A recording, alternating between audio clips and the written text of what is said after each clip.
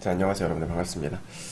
자, 오늘은 2월 28일입니다 2월 28일 20시 19분 지나고 있습니다. 네.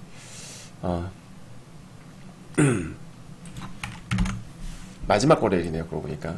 네, 2월 28일 마지막 거래일이네요. 네. 신용 브리핑 진행을 해보도록 하겠습니다. 제가 독감에 걸려서 상태가 좀 안 좋아요. 방송 중에 기침을 좀 할 수 있는데 미리 양해의 말씀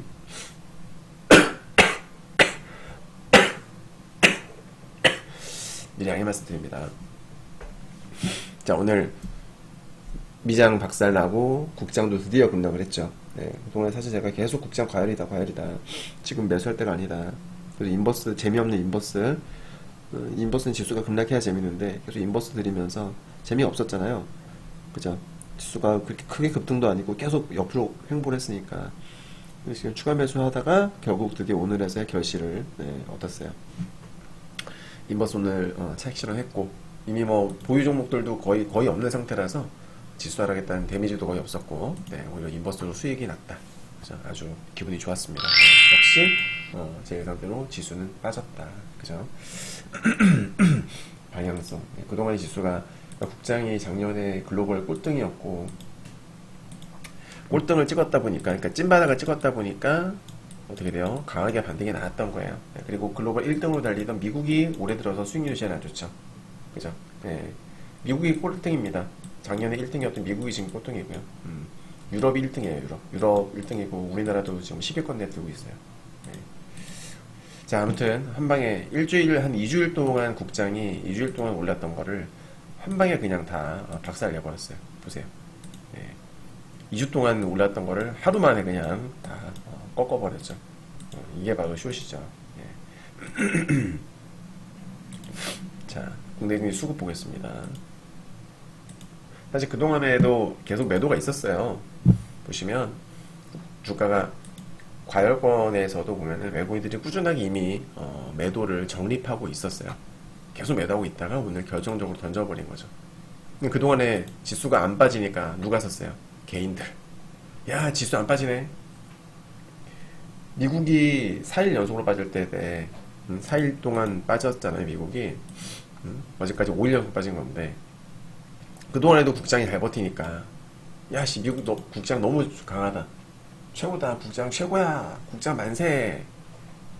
이런 투자자들이 많았죠. 저도 사실 기억나는 게, 저도 초보 때, 여러분들, 저도 초보 때, 미장이 빠지는데 국장이 안 빠지면은 국장이 너무 강한 걸로, 실제로 강한 게 맞죠. 예, 강한 걸로 판단하고 해서 과열권에서도 막 국장을 매수했던, 추천드렸던 기억이 나요. 그러다가 갑자기 박살나는, 예, 그런 게 기억이 납니다. 그래, 실제로 그렇게 됐던 기억이 있어요. 그래서 저는 그때 딱 깨달았죠. 아, 이게 개미 낚는 거구나. 개미 꼬시는 거구나. 개미들을 들어오게끔 꼬시는 거구나 라는 걸 저는 그때 딱 깨달았어요. 잠시만요. 지금 잠깐 급하게 리딩을 좀 해야 될 것 같아요. 잠시만요, 여러분들.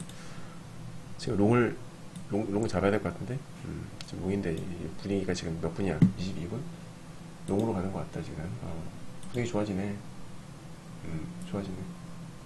잠깐만요. 잡아야 되겠다 저거.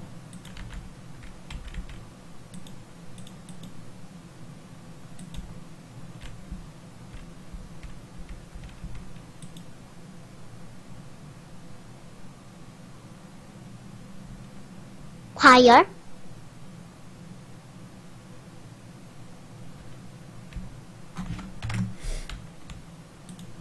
자, 잠시만요. 사인 좀 내고, 오, 사인 좀 드리고.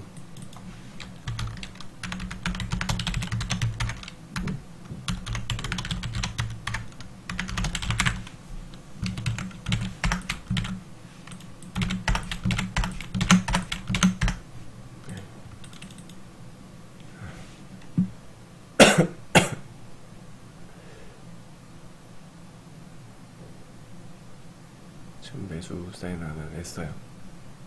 지금 분봉 흐름이 꽤 좋아져서, 네, 오늘 올라가려고 지금 작업을 하고 있는 것 같은데, 세탁이 좋네요. 괜찮네. 나쁘지 않네.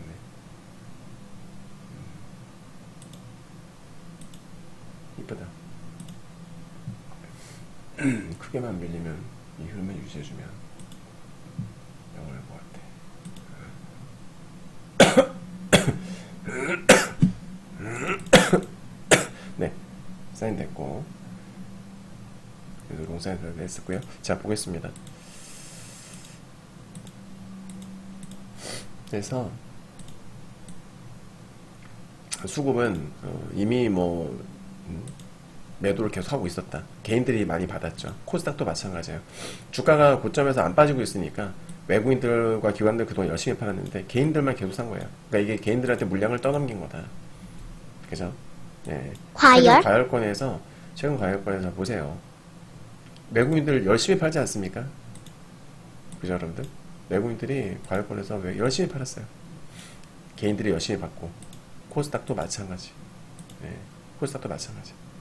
그죠? 그래서 고점에서 그동안에 야 지수 안 빠진다, 국장 최고다 하고 막 좋았던 사람들 오늘 뒤통수 세게 한 대 맞은 그런 기분이 들 겁니다. 네. 근데 명심하세요. 첫 번째 국장이 과열권이에요. 과열권인데 미장이 빠져. 근데 국장이 안 빠져. 그럴 때 절대 매수하면 안 됩니다. 인버스를 미리 보험 들어놔야지 절대 안 돼요.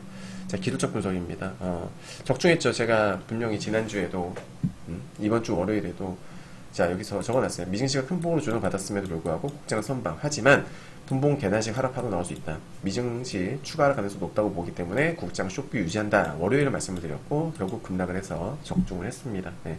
자, 오늘 뷰는 미증시 4일 연속으로 빠질 때 잘 버텼다. 하지만 결국 급락을 했다. 2주간 상승을 한 방에 토했다. 인버스 전력 섹션을 완료했고요. 하지만 이제 미장이 단기적으로 많이 빠져서 기술적 반등이 살짝 나올 수 있지 않을까 생각이 돼요. 하지만 디커플링을 보였던 국장. 자, 무슨 말이냐면은 미장은 4일 연속 빠졌고 국장이 안 빠지고 있었거든요. 맞죠, 여러분? 네, 근데 여기서 미장이 반등해 넣으면 국장은 어떻게 될까요? 더 빠질 수 있지 않을까요? 저희는 일단 오늘 인버스를 다 팔긴 했는데, 혹시 몰라서 다 팔긴 했는데, 상황 봐서 만약에 오늘 밤 진짜 미증시 올라가면 다음 주 국장은 갭상 출발할 거고, 갭상 출발하게 되면 저는 장 초반에 또 인버스를 재매수로 한번 해볼까 고려를 해보도록 하겠습니다. 아셨죠, 여러분들? 네, 고려를 한번 해보도록 할게요. 코스닥도 똑같습니다. 자, 경제지표 체크할 건데요. 얼마 전에 발표됐었던 소비자 신뢰지수, 컨퍼런스 보드 소비자 신뢰지수 보시면은 확 꺾였죠. 미시간대 소비심리지수에 이어서 컨퍼런스 보드 소비자 신뢰지수까지 꺾여버리니까 야, 이러다가 경제 침체 이거 현실화 되는 거 아니냐. 너무 안 좋다. 상황이 너무 안 좋게 흘러간다. 그죠? 네, 그러면서 투자 심리가 상당히 안 좋게 지금 진행이 되고 있었던 거예요. 그죠, 여러분들? 네, 그래서 그런 것들이 이제 미국 증시의 조정의 어떤 묘미로 작용을 했던 겁니다. 네, 그렇게 이해를 하시면 될 것 같고요. 그러니까 이때까지 제가 얼마 전에 우리 회원님들께 말씀드렸는데 시장이 크게 충격을 언제 받냐면 예상치 못한 뭔가가 터졌을 때. 그죠, 여러분? 항상 그래요. 예상치 못한 뭔가가 터졌을 때 그때 충격받아요. 자, 우리 그동안에 다들 아시겠지만 미국 증시 다들 너무 좋다라고만 알고 있었죠. 미국 경제가. 야, 글로벌 경제는 안 좋아도 미국은 경제가 너무 좋아. 실제 경제지표 좋았으니까. 오죽하면 작년 내내 막 노랜딩, 소프트 랜딩 얘기가 나왔겠어요. 골디락스 얘기까지. 경제지표가 너무 잘 나오니까. 그죠? 거의 완전 고용에 가까운 실업률도 진짜 너무 좋은 상태를 유지해주고 있고. 근데 그랬던 믿었던 미국인데 갑자기 경제 침체 내러티브가 지금 경제 침체까지는 아니더라도 경제 둔화 내러티브가 확산되고 있는 거죠. 거기다가 막 트럼프의 관세 정책에다가 도찌, 머스크의 도찌 대규모 구조조정에 따라서 고용시장은 분명히 악화되게 뻔하고, 그러니까 대규모로 인원 감축이 되면 그 사람들이 일자리를 잃어버리는 거예요. 일자리를 잃어버리면 소득이 없죠. 그러면은 소비 여력이 어떻게 돼요? 줄죠. 근데 그 수가 어마무시하단 말이에요. 경제지표상으로 그런 것들이 나타날 수밖에 없다. 그래서 3월달에 발표되는 고용지표, 소비지표, 그죠? 이런 것들 눈여겨봐야 돼요. 과열? 네. 실업률이 만약에 급증하고 비농업 고용 확 부러지고 그러면은, 그러니까 과거에는 이제 금리 인하에 포커스를 맞춰서 경제 지표가 안 좋게 나오면 호재였었어요. 왜? 경제가 안 좋아야 금리 인하를 할 명분이 강해지니까. 그래서 과거에는 작년까지만 하더라도 배드 이즈 굿이었어요. 과거도 아니죠. 작년도 아니죠. 얼마 전까지. 2월까지만 하더라도 2월 초중반까지만 하더라도 배드 이즈 굿이었어요. 경제지표가 안 좋게 나와야 호재였습니다. 하지만 지금은 경제지표가 안 좋게 나오면 이제 악재다. 왜? 배드 이즈 배드가 된 거예요. 이제는 메커니즘이 그러니까 포커스를 금리 인하에 맞추는 것이 아니라 경제 침체 내지는 경제 둔화 거기다 맞춰야 돼요. 때문에 이제는 배드 이즈 배드가 될 수 있다. 아셨죠, 여러분들? 네. 시장의 메커니즘이 어떻게 변하는지 잘 읽어야 됩니다. 자, 새벽에 나왔었던 미국 잠정주택 판매 지수. 자, 경제가 좋으면은 여러분들 당연히 주택시장은 좋아집니다. 파랑을 튀죠. 하지만 2022년도에 초고속 금리 인상 이후로 주택시장은 계속 지금 조치가 회복이 안 되고 있어요. 근데 또 마침 이번에 발표된 수치도 70.6 확 떨어졌죠. 지금 보시면 이렇게 그래프가 확 꺾인 것을 볼 수 있어요. 70.6을 찍었던 게 작년 9월달 한 번, 그리고 이제 8월달에도 70.2가 있었었는데 아무튼 거의 바닥을 지금 찍고 있는 겁니다. 주택시장 역시 좋지 않다. 그죠, 여러분들? 네. 그리고 오늘 뭐야 오타가 오늘 22시 30분 PC 개인 소비 지출 개인 소비 지출 물가지수 발표가 예정이 되어 있죠. 이것들 체크를 해야 되겠고요. 물가 지표가 높게 나오면은 당연히 악재입니다. 원래 물가가 높게 나오는 거는 당연히 악재죠. 그죠? 밤에도 어떤 상황에서도 이거는 악재로 작용을 합니다. 확인되죠? 네. 근데 이게 이제 사실 오늘 어떻게 나오는지가 중요한데 뭐 물가가 많이 낮게 나왔다. 근데 사실 낮게 나와도 지금 현재로서는 좋을 게 없어요. 왜냐면 경제가 안 좋을 때 물가가 낮게 나오죠. 일반적으로. 경제가 좋을 때는 통상 물가가 올라가죠. 그잖아요. 네. 사실 이걸 어떻게 오늘 어떤 식으로 어떻게 발표가 될지 또 어떻게 해석이 될지는 저도 알 수 없는데 일단은 제가 봤을 때는 낙폭 과대니까 그죠? 네. 워낙 많이 빠진 자리라서 워낙 많이 빠진 상태이기 때문에 이 PC 상관없이 오늘 밤 미증시는 그래도 반등 가능성이 높지 않겠나 라고 개인적으로 이렇게 생각을 하고 있어요. 네. PC 상관없이 너무 많이 빠진 상태니까요. 개인적으로 이렇게 보고 있습니다. 네.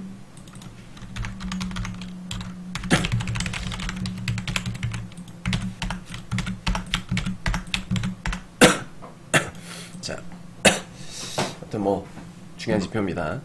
자, 뉴스 몇 가지 체크할게요. 최근에 또 미증시가 한 번 더 급락이 났던 거는 트럼프 관련 이슈. 3월 4일 중국의 10 플러스 10% 관세. 중국은 필요한 반격 조치. 내용을 정리하면 자, 중국에 대해서도 추가 10%포인트 관세를 부과한다. 기존에 부과됐었던 10% 관세에 더해서 총 20%의 관세가 적용되는 셈이다. 중국 정부는 이런 미국의 추가 관세 부과 계획에 대해서 강하게 반발하며 필요한 모든 보복 조치를 취하겠다고 경고를 했다. 자, 일자별로 봤을 때 3월 4일 얼마 안 남았습니다. 다음 주입니다. 그죠? 3월 4일 멕시코, 캐나다에 대한 관세 25% 예정대로 시행을 하고 4월 2일 날 자동차 유럽연합에 관세 발효한다. 기존 상호 관세 언급했었던 거. 3월 중순에는 철강과 알루미늄에 대해서 25%. 네. 3월 24일에는 중국 조선업 관련해서 301조 조사에 대한 의견 제출 마감이 예정되어 있습니다. 네. 자, 요 미국 인플레이션 기대치와 역사적 인플레이션 비교치인데 여기 보시면은 검은색이 있고 녹색 선이 있죠, 그죠? 네. 검은색 선은 미국 10년 기대 인플레이션율 요거고요. 이제 투자자들 내지는 뭐 이코노미스트들이 향후 10년 동안 예상하는 인플레이션 수준이 반영이 되어 있는 게 바로 이 검정색이에요. 검정색이고, 네. 녹색선 같은 경우에는 역사적 인플레이션율이고 실제 과거 인플레이션 데이터들이랑 연동이 됩니다. 이 점선, 여기 점선은 이제 예상 인플레이션을 기반으로 한 미래 전망이에요. 아셨죠? 네. 자, 보도록 하겠습니다. 보면은 여기가 이제 트럼프 1기 때, 과거에 트럼프가 집권했었을 때, 이때 같은 경우에 사실 뭐 인플레이션율이 어땠습니까, 여러분들? 기대치 살짝 올라가긴 했었습니다만 그렇게 많이 올라가지 않았었어요. 그죠? 그 당시 무역 전쟁이 일어났음에도 불구하고 예상과 달리 그렇게 인플레이션이 높게 형성이 되지 않았었다 실제로.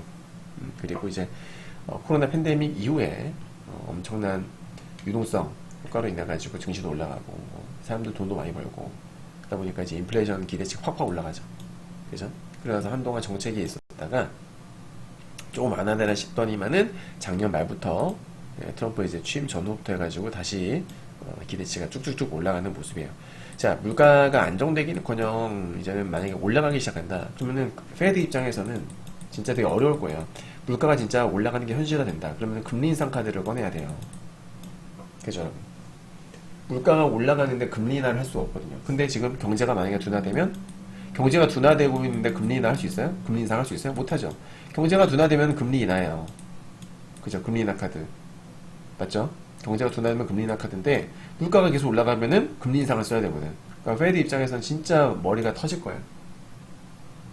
이 상황이 우리 작금의 상황이 결코 쉽지 않을 것이다 라는 거죠. 이해되십니까 여러분? 네. 자, 우리는 산업별 평균 직업 근무자 수 변은 사라졌다 내용. 아이씨 이거 어떻게 된 거야? 내용이 사라졌네. 잠시만요. 내용이 잠깐만요 여러분 보여드릴게요 다시.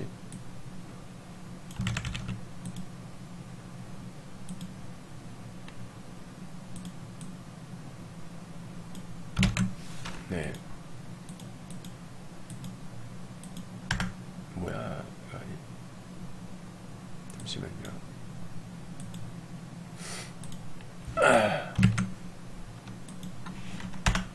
네, 저 그래프 잠깐 보시면 자 보이죠 그래프? 흰색은 작년이고요. 오렌지 노란색은 올해입니다 올해. 근데 교육 부문에서 지금 많이 줄었죠. 그죠? 교육 부문에서 많이 줄었어요. 뭐냐면 직원 산업별 평균 직원들의 이제 근무 지수 변화예요. 이제 블룸버그 경제보고서에서 일단은 보면은 2월 달에 이제 그 다음 주죠. 다음 주 말에 매월 초에는 고용지표, 실업률 이런 것들을 발표를 하거든요. 미국. 근데 지금 예상되는 거로는 2월달 비농업 고용이 둔화가 될 것이다. 그리고 2월달 비농업 고용이 82,000명. 논팜, 네, 논팜이 82,000명. 이것은 1월달 수치 143,000명. 내지는 컨센서스보다 훨씬 낮은 수치다. 이렇게 되면 이제 고용이 확실하게 불어지면 시장에서는 야 경제 침체다. 이 경제 침체 내러티브에 힘이 실리는 거예요. 아셨죠? 네. 1월달에 지속된 겨울 폭풍 영향도 있을 것이고, 그리고 트럼프의 행정명령도 영향을 일부 미쳤을 것이고, 그죠? 뭐 이런 것들로 인해서 이렇게 나타나고 있다. 네. 이 정도 체크를 하시면 될 것 같고요. 뉴스는. 일단 뭐 트럼프 관련 뉴스가 가장 컸죠. 그죠? 네. 그 다음에는 매크로.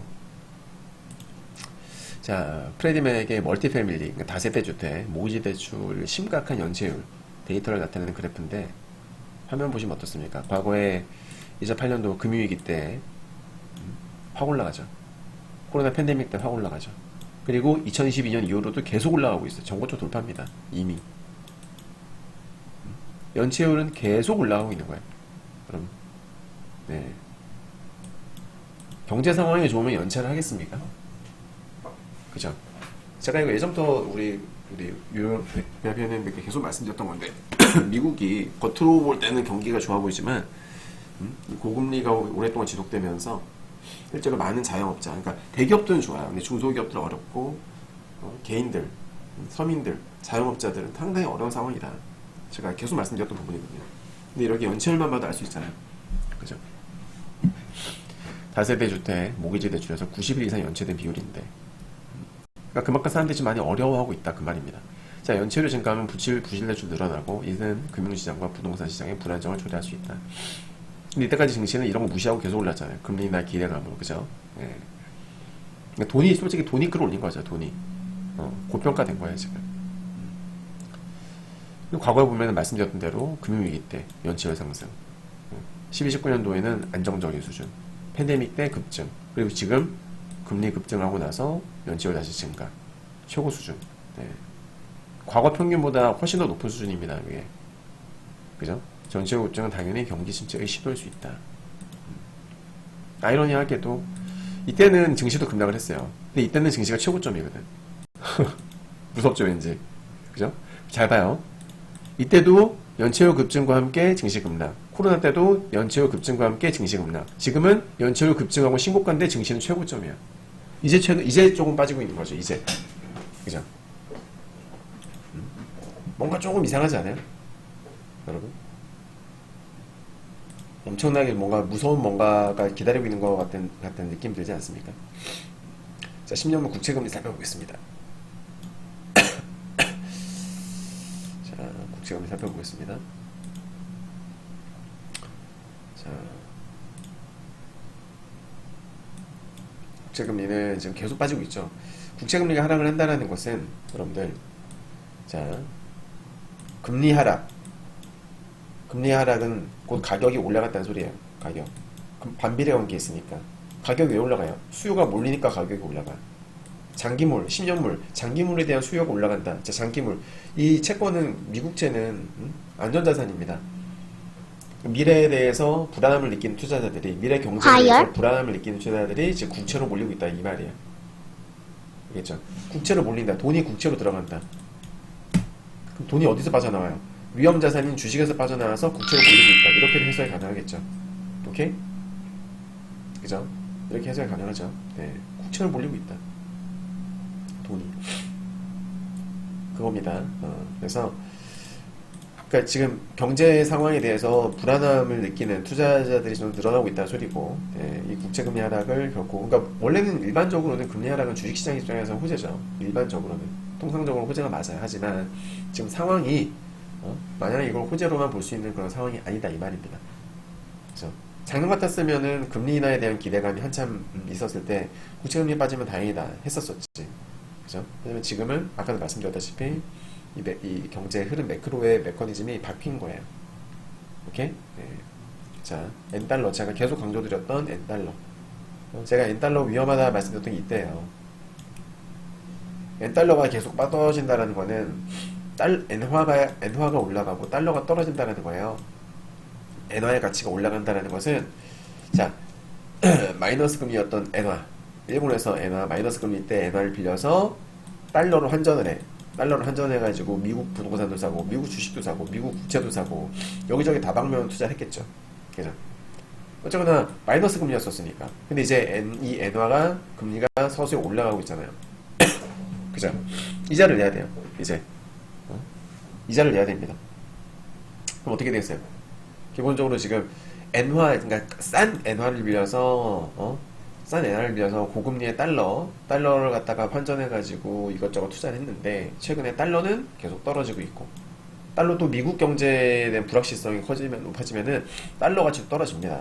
최근에 달러 인덱스 보면은 이건 반등이 살짝 나왔는데 달러 인덱스 많이 빠졌죠. 그죠, 여러분? 많이 빠졌잖아요, 최근 들어서. 지금 기술적 반등 나오는 거고. 그래서 고금리였던 달러는 이제 점점 떨어지고 있고 엔화는 점점 올라가는 거예요. 그러니까 상황이 반대가 된 거죠. 그죠? 그러면은 엔캐리 투자자 입장에서는 환차손, 금리와 이 환율 차이에 대해서 환차손을 입고 있다가, 근데 얼마 전까지만 하더라도 미증시는 안 빠지고 있어서 버텼어. 안심하고 있었어. 그죠? 환율이 엔달러가 떨어지면서 겪게 되는 어떤 환차손은 미국 주식 시장이 버티고 있던 걸로 커버치고 있었다고. 근데 이제는 그를 믿었던 미증시가 빠지기 시작한 거예요. 그러면은 엔화를 달러를 바꿔가지고 미국 주식을 샀던 투자자 입장에서는 이제 발등에 불이 떨어진 거지. 이거 제가 급락 나오기 전부터 우리 VIP분들께 말씀드렸던 겁니다. 분명히 그래서 여기서 급락 나오면 투매 나온다. 비성 투매 나온다. 역시나 투매 나오죠. 적중. 그죠? 네. 자, Fear and Greed Index, 익스트림 피어입니다. 당연히. 그리고 이제 최근에 경제 침체의 내러티브가 확산되면서 금리 인하, 원래는 얼마 전까지만 해도 금리 인하 전망이 1회였었어요. 근데 지금은 6월달, 그죠? 6월달 거의 뭐 확실시 되고 있고요. 그 다음에 9월달. 원래는 9월달 1회였거든요. 7월까지는 동결이다가 9월달 1회였었는데, 이제는 여기 1회, 여기 1회에서 총 2회로 지금 컨센서스가 잡혀 있습니다. 네, 언제든지 바뀔 수 있어요. 3월달 FOMC 회의 때 점도표 발표되죠? 점도표에서 변경될 가능성이 있습니다. 네. 자, 미증시 과매도예요. 지금 나스닥 100 지수가 존버 시그널이 떴고 유금봉이 나왔습니다. 유금봉이라는 거는 보시면 자 여기 형광색 시그널 보이시죠? 이게 음봉이 6개 나왔을 때 뜨는 거예요. 근데 2019년도부터 2024년도까지 유금봉이 나왔던 건 딱 한 번, 이번까지 딱 2번밖에 없습니다. 그만큼 희귀한 패턴이 나온 거예요. 즉 이 말은 무슨 말이냐? 양봉 나올 확률이 매우 높다. 언제? 오늘 내지는 월요일날. 그래서 오늘이나 내일은 양봉 나올 확률이 매우 높다. 무슨 말인지 알겠죠? 단기 매매 입장에서는 오늘은 롱 한번 분할로 매수 한번 해볼만 한 거죠. 네. 과거에 이렇게 음봉이 많이 나왔을 때, 그 한 가지 더. 그리고 지금은 여기 보시면 볼린저 밴드, 2차 볼린저 밴드 하단을 깼어요. 그죠? 볼밴에서 볼밴까지 다이렉트로 빠져버린 거죠. 120일선도 깨졌고. 근데 과거에 이때는 급락을 할 때가 아니거든요. 유금봉 나왔을 때 급락을 할 때가 아니었고. 19년도에 한번 많이 빠진 적이 있었어요. 18년도에. 근데 이때는 보시면은 음봉이 엄청 나왔죠. 6, 7, 8, 9, 10, 10개까지 나왔는데 10개까지 나오면서 이제 2차 볼밴을 살짝 건드려요. 근데 지금은 6음봉에 2차 볼밴을 찍어버렸잖아. 그러니까 그것만으로도 반등 나올 확률이 매우 높은 것이다. 그리고 존버 시그널. 제가 작년 7월달, 작년 4월달에 저점을 정확하게 잡아낼 수 있었던 빨간색 세모 존버 시그널 떴죠. 단기 바닥이다. 밀리면 더 사면 된다. 근데 이때 보시면은 존버 시그널 뜨고서 급반등 최저점 존버 시그널 떴죠? 뜨고 다음날 반등 나왔고 또 떴죠? 또 뜨고 반등 또 떴죠? 또 반등 이 지선 찍고서 이제 급락하죠? 뜨면서 이제는 존버 시그널 2가 나와요. 검정색 같이 나옵니다. 3일 연속 나오죠. 급등 나오죠. 그때 우리 많이 먹었죠. 진짜 엄청 많이 먹었죠 그때. 예, 또 떴어요. 지금 이제 존버 시그널이 뜰만 했어요. 그래서 이런 이유들로 인해서 저는 미증시 바닥 찍었다. 예. 만약에 오늘 장대 항목으로 끝나면, 만약에 오늘 장대 항목이 됐다 미증시가, 그렇게 되면은 추가 상승 가능성도 높아집니다. 근데 장대 항목이 아니라 되게 좀 부실부실한 양봉이다.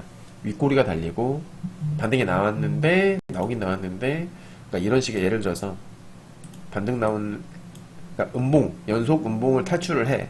근데 이런 식으로 탈출했다 이 말이야. 그러면 이거는 더 빠질 수 있는 거예요. 알겠죠? 더 빠질 가능성을 염두에 둬야 됩니다. 그러니까 기본적으로 저는 더 빠진다고 봐요. 더 빠진다고 봅니다. 개인적으로 더 빠진다고 보는데, 다만 이제 단기적으로 너무 많이 빠졌으니 반등 조금 나왔다가 다시 한번 빠지는, 저는 계단식 하락뷰를 보고 있는 겁니다. 아셨죠? 네, 이렇게 말씀을 드리도록 하겠습니다. 자, 오늘 영상은 여기서 마치도록 하겠습니다. 감사합니다.